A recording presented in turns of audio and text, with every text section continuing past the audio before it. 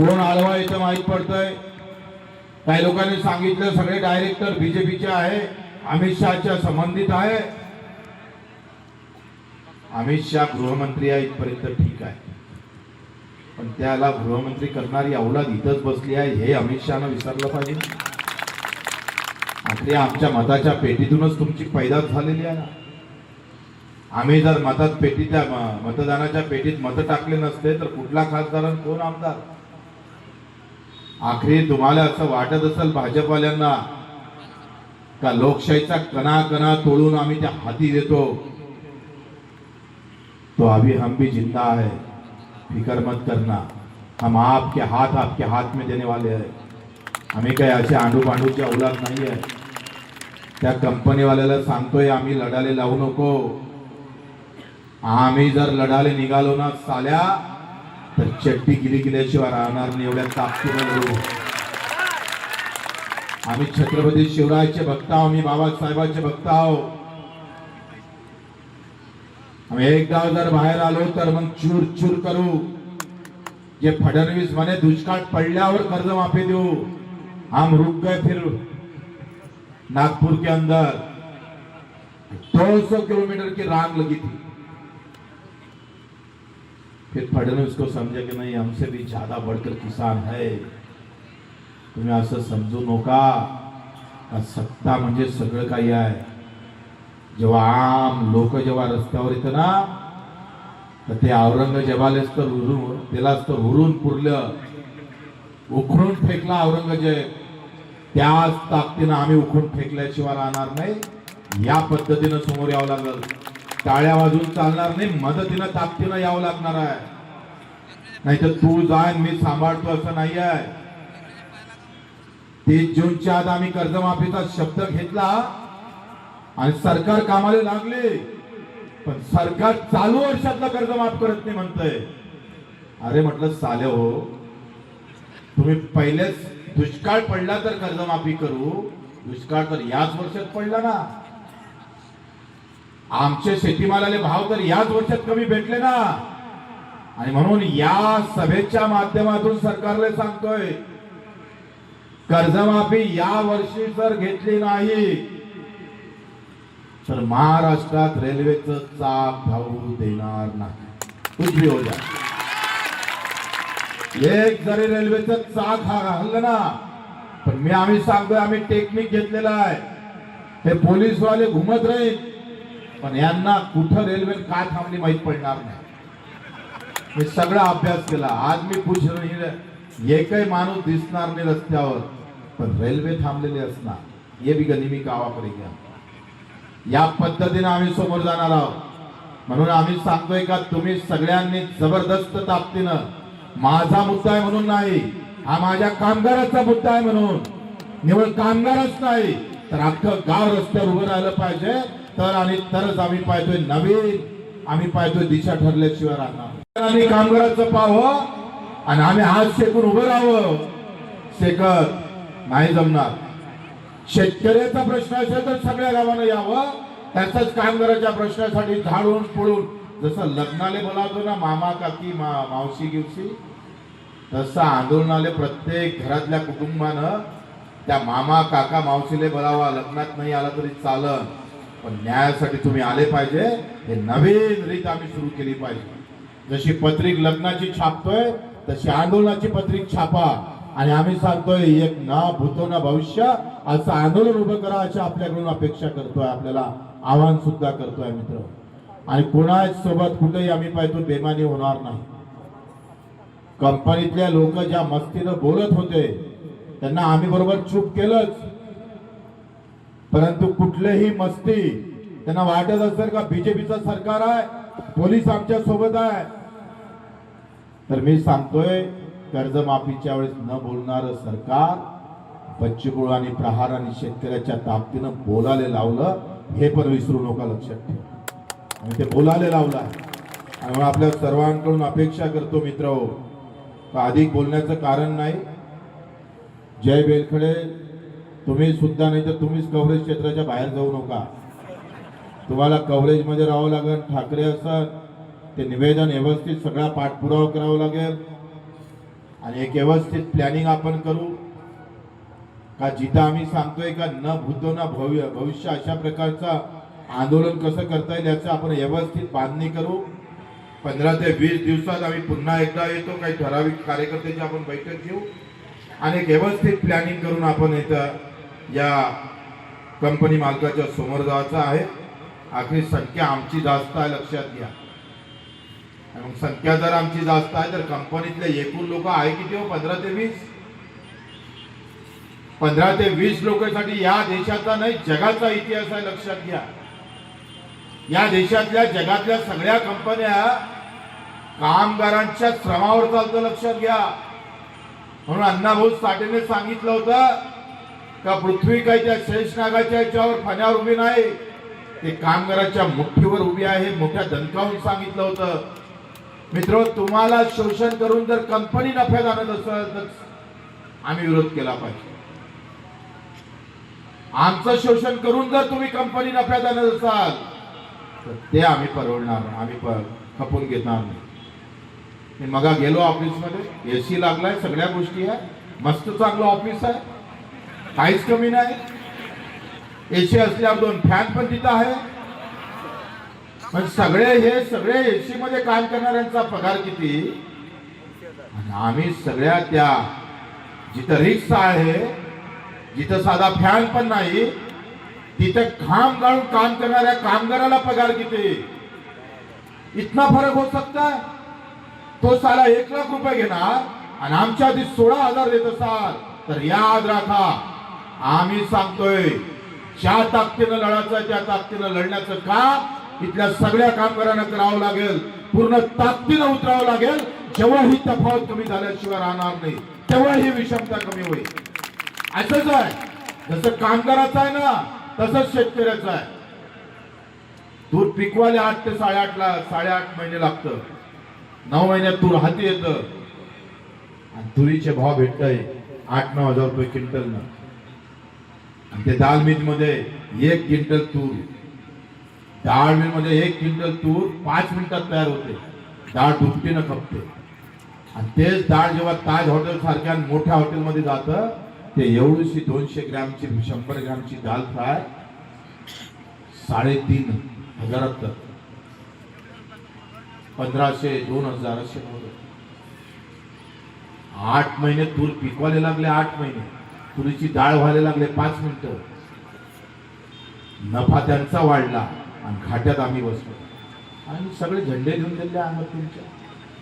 तुम्ही किती काय आम्ही वरडून आमचं रक्त आटून जरी सांगितलं ना, तुमच्यावर काही फरक पडत नाही. मी पाहतोय, गेल्या 20 वर्षापासून काम करतोय. हे कामगार आहे, तुम्ही थोडेसे म्हणून तरी जमले.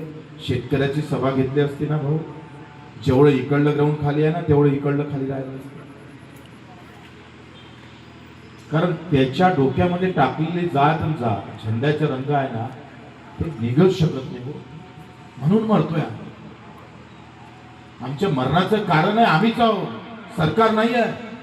सरकारनं पेलं टाकलेलं विष तुम्ही जे एवढं पेलं ना, अशा सगळ्या अवस्थेमध्ये काम करणारा माणूस आता समोर भेटणार नाही सांगतोय. प्रचंड काम करणारा कार्यकर्ता निवडणुकीत हारतं आणि वेळेवर पैसे वाटणारा कार्यकर्ता निवडणुकीत जिंकतं. लोक म्हणे बीजेपीवर नाराज आहे शेतकरी. सगळ्यात जास्त सीटा त्यांच्या आल्या ग्रामीण भागात. कायचे नाराज आहे तुम्ही? तुम्हाला धर्माची गोळी आपूसारखी पेटून देतं, नशेत आणतंय. आणि आमच्यासारखा लढणारा माणूस मरतोय तिथं काही होत नाही. कोण लढणार आहे तुमच्यासाठी? का लढावं? तिथे राज ठाकरेंना भेटलो होतं, ते सांगत होते म्हणजे बच्चू तू कोणासाठी लढ, शेतकऱ्यासाठी नको लढ. हे कधीच तुझे होऊ शकत नाही. कारण यांच्यामधली जात आणि धर्म जेथपर्यंत जात नाही. धर्म म्हणजे काय? धर्मातून बाहेर निघायचं नाही, जातीतून बाहेर निघायचं नाही. पण शेतकरी म्हणून कधी जगाल का आम्ही? कामगार म्हणून कधी जगता येईल का? आम्ही शेतकरी म्हणून कधी जगलोच नाही हो. कोणी पक्षाचा शेतकरी झाला, कोणी धर्माचा झाला, कोणी जातीचा झालाय, कोणी मराठी झाला, कोणी हिंदी साइडर झालाय. या देशाची अवस्था अशी वाईट करून टाकली का शेतकऱ्याचा तर भाव मागणं तर दूरच,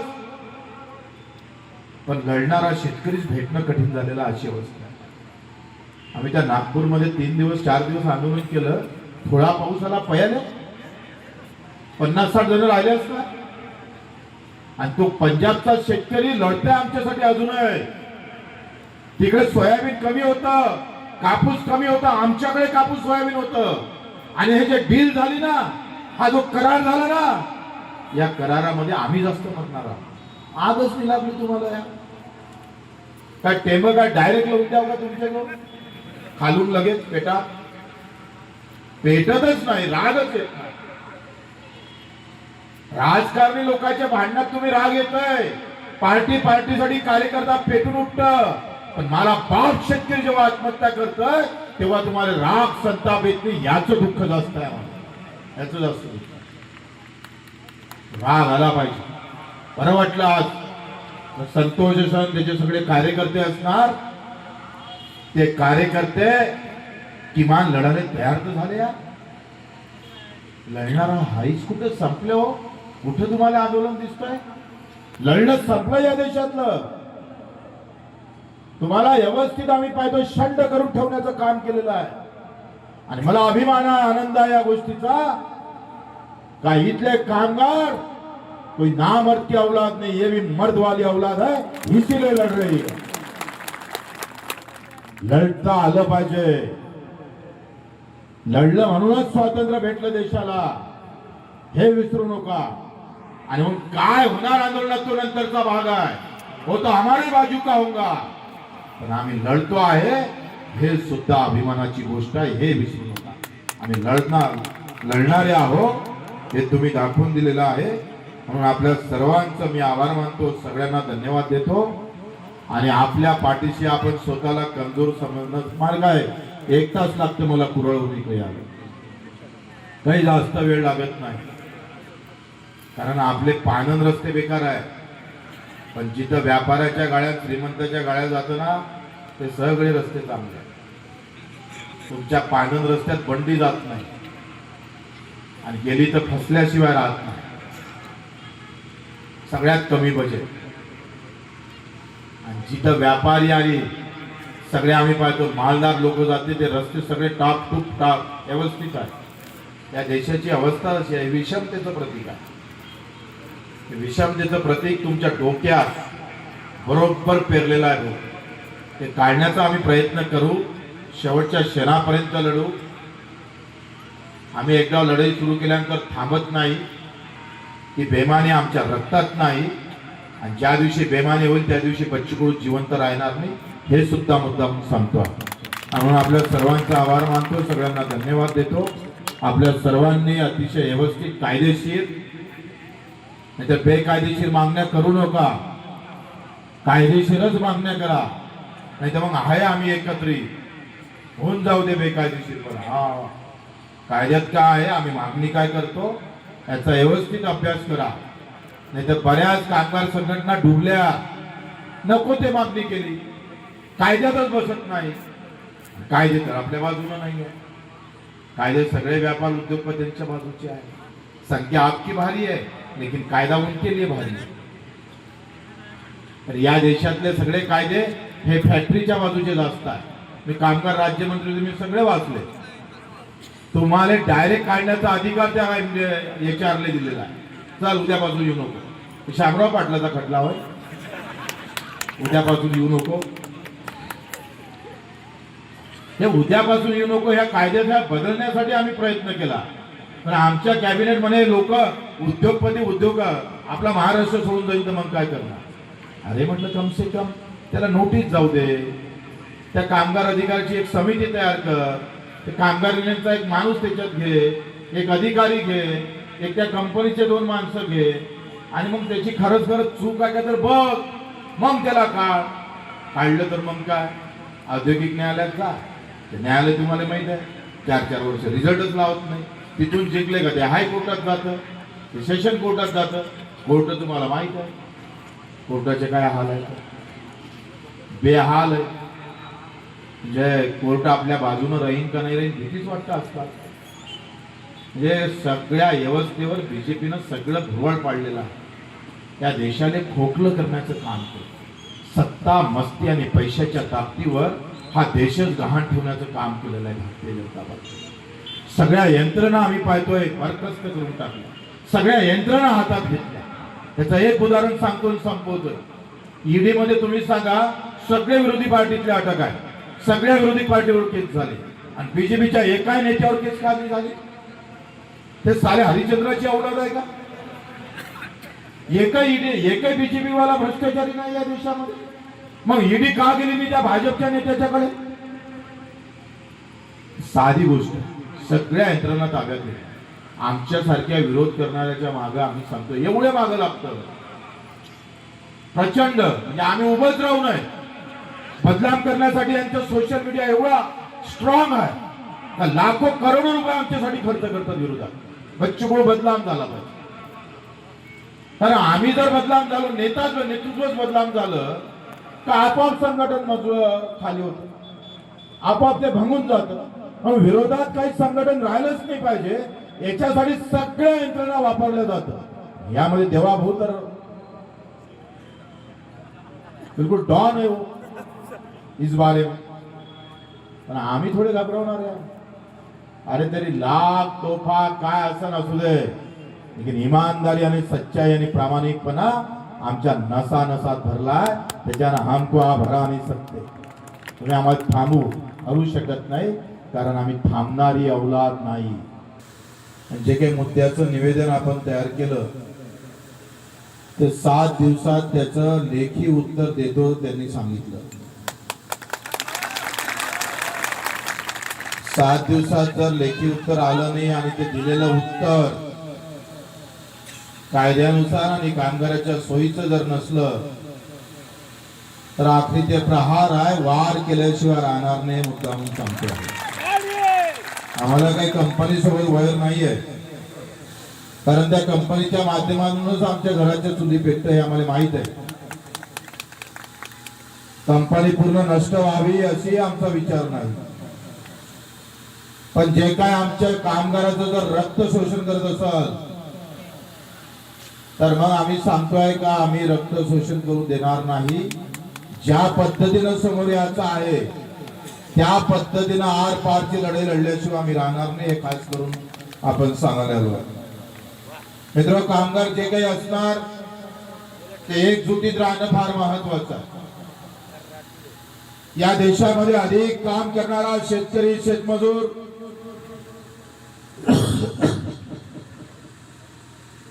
जास्त कष्ट करतो त्यालाच फोडलं जातं. या देशामध्ये कामगार एकत्र होऊ शकत नाही, शेतकरी एकत्र होऊ शकत नाही, शेतमजूर एकत्र होऊ शकत नाही, जय जवान म्हणायचं, जय किसान म्हणायचं, जय जवान एकत्र होत नाही. कारण तुम्हाला आम्हाला एकत्र होऊ द्यायचं नाहीये, हे सगळे षडयंत्र आहे.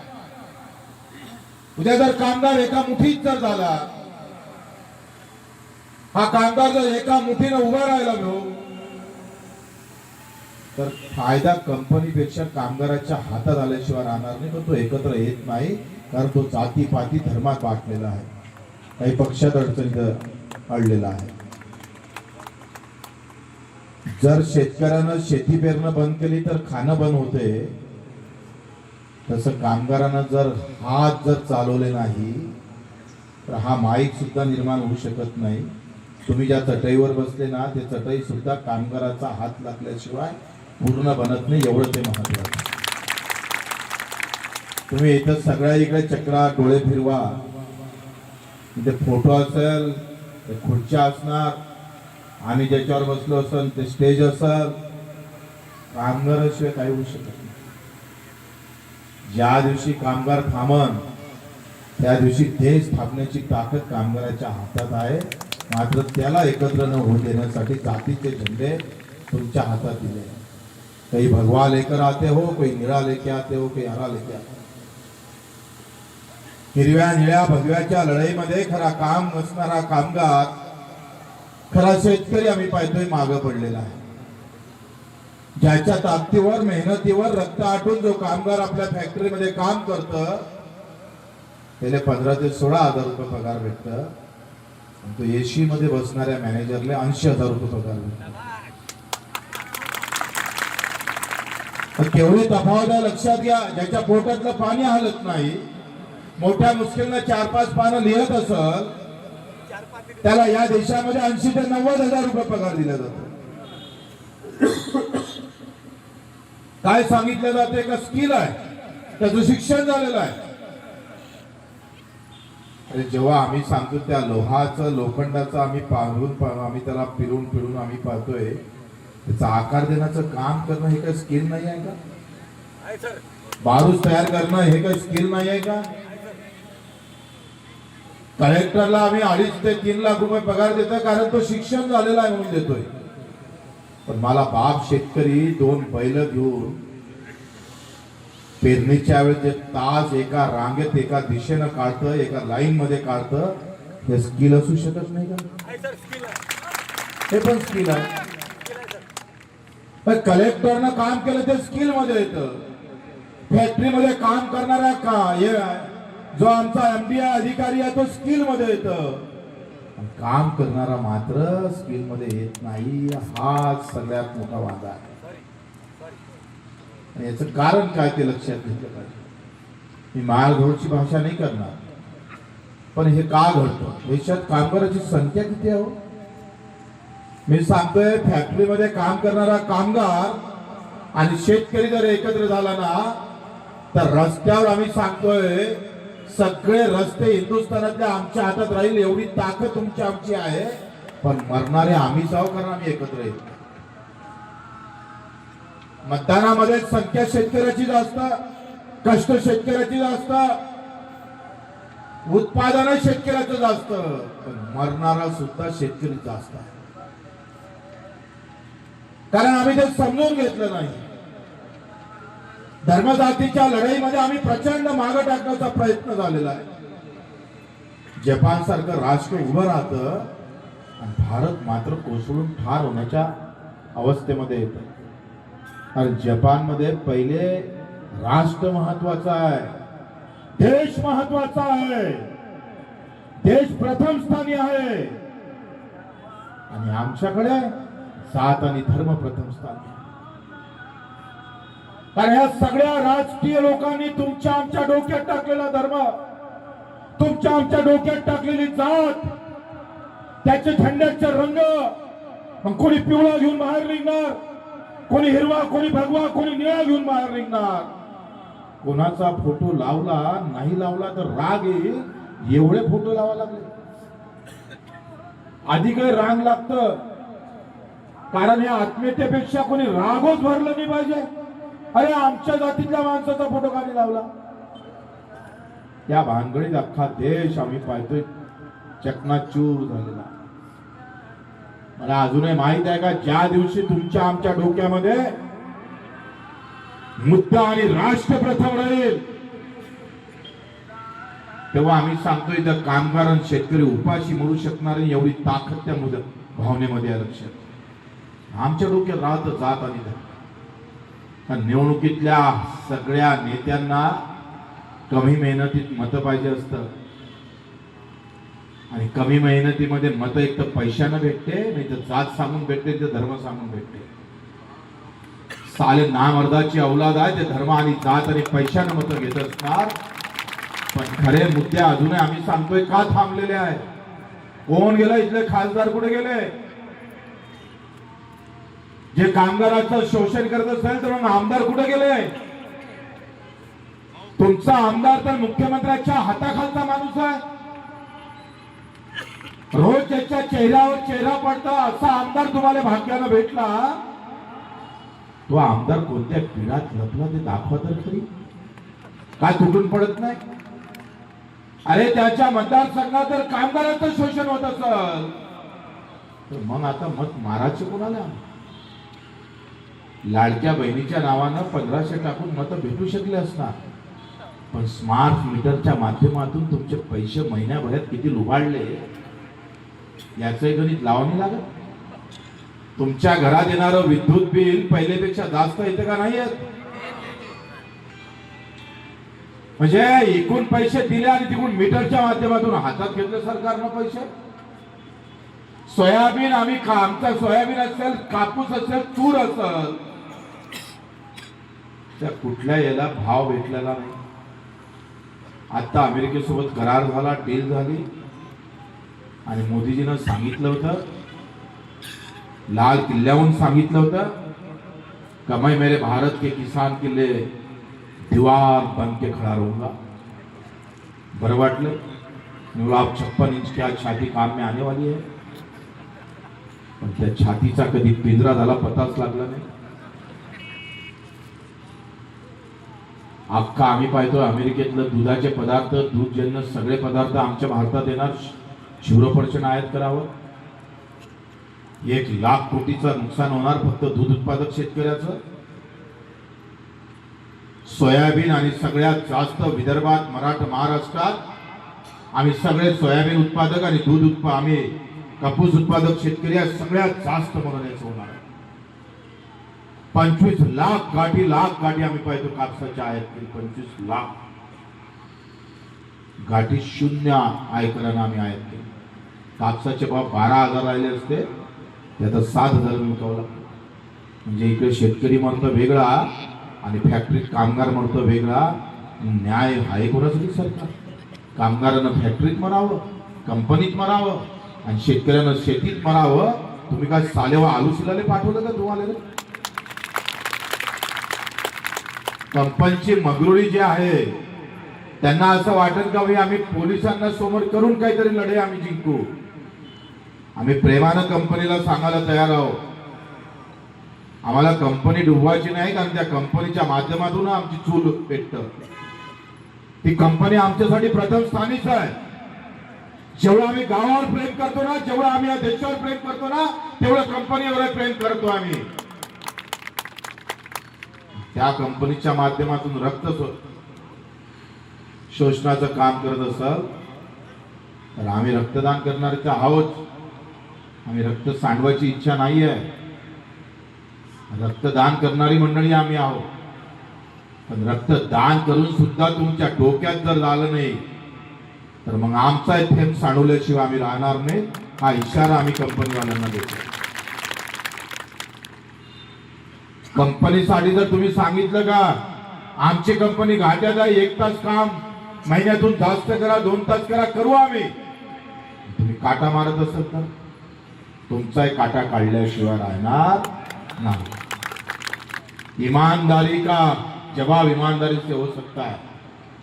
अब बेईमानी करेंगे तो फिर बेईमानी से आपको छल किया जाएगा. हमें पक्क ठरवलं पाहिजे कामगार बंधूंनी. पहिली कोणाची युनियन होती, कोणत्या पार्टीची होती, काय होती ते आम्हाला काही लेनदेन नाही. ते कुठल्या जातीचे होते, धर्माचे होते, आम्हाला काही संबंध नाही. आमची जात धर्म आमचं सगळं काही असून संघटन ते कामगार म्हणूनच आम्ही डोक्यात ठेवलेलं आहे. लक्षात ठेवा. आणि तुम्हाला ते लक्षात ठेवावं लागल. नाहीतर तुमच्या डोक्यातली जर जात उभी राहिली, तुमच्या डोक्यातला जर धर्म उभा राहिला, मी सांगतोय कामगार म्हणून तुम्ही लढाई जिंकू शकत नाही. हे पांढऱ्या कागदावरची काळी रेषा. लक्षात. तुमच्या डोक्यातली जात आणि धर्म जे काही असेल ते घरी. जेव्हा रस्त्यावर आहे ना तेव्हा आम्ही कामगार म्हणून लढल्याशिवाय राहणार नाही. हे तुम्हाला एकोप्यानं सांगावं लागल. निवड एवढे येऊन चालणार नाही. तर घराघरातले आम्ही पाहतोय सगळे बाल बच्चे सगळे घेऊन आपण जास्तीत जास्त 15 दिवस 1 महिना त्या कंपनीला देऊ. आणि एका महिन्यात जर सुधारणा झाली नाही तर कंपनी चालणार नाही. हे सुद्धा ठणकावून सांगितल्याशिवाय राहणार.